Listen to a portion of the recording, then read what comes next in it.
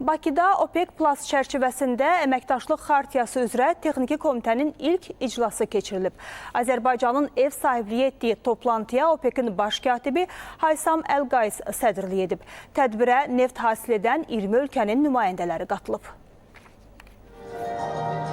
OPEC Plus çərçivəsində əməkdaşlıq xartiyası üzrə Texniki Komitənin iclasında çıxış edən Energetika naziri Pərviz Şahbazov bildirib ki, iclasın məhz Bakıda keçirilməsi Azərbaycanın qlobal enerji əməkdaşlığındakı roluna və OPEC Plus çərçivəsində etibarlı tərəfdaş kimi nüfuzuna verilən yüksək qiymətin göstəricisidir. Nazir vurğulayıb ki, neftə tələbatın yüksək qaldığı, investisiyaların isə azaldığı bir dövrdə belə dialoq platformaları bazar sabitliyi və uzunmüddətli əməkdaşlıq baxımından xüsusi əhəmiyyət daşıyır. Bugün Bakı təkcə zəngin neft irsi ilə deyil, həm də qlobal enerji dialoqunun aparıcı mərkəzlərindən biri kimi tanınır. Burada beynəlxalq əməkdaşlığı təşviq edən təşəbbüslər irəli sürülür və gələcəyin qlobal enerji gündəliyinin əsas istiqamətləri formalaşdırılır.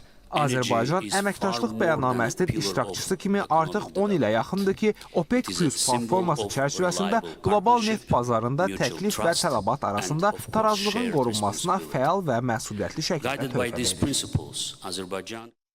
OPEC-in baş katibi Haysam Əlqays isə əməkdaşlıq xartiyasının məqsədlərinin tam həyata keçirilməsi üçün üzv ölkələrin qətiyyətli mövqeyini yüksək qiymətləndirib. O, əsas istehlakçılarla dialoqun genişləndirilməsinin, texnologiya, innovasiya və investisiya sahələrində əməkdaşlığın gücləndirilməsinin həm neft bazarının sabitliyinə, həm də qlobal iqtisadiyyata mühüm töhfə verəcəyini bildirib.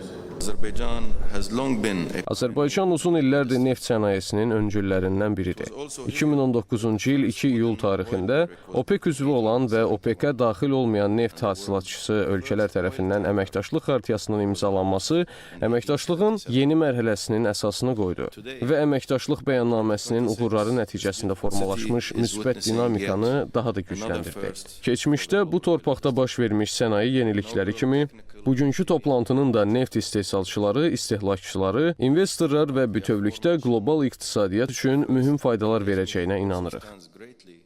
Qeyd edək ki, Texniki Komitənin yaradılması barədə qərar 2025-ci ilin noyabrında keçirilən OPEC və qeyri-OPEC ölkələrinin nazirlərinin 40-cı iclasında qəbul olunub. Əməkdaşlıq xartiyası isə 2019-cu ildə OPEC və qeyri-OPEC ölkələri tərəfindən imzalanaraq OPEC Plus çərçivəsində əməkdaşlığın yeni mərhələsinin əsasını qoyub.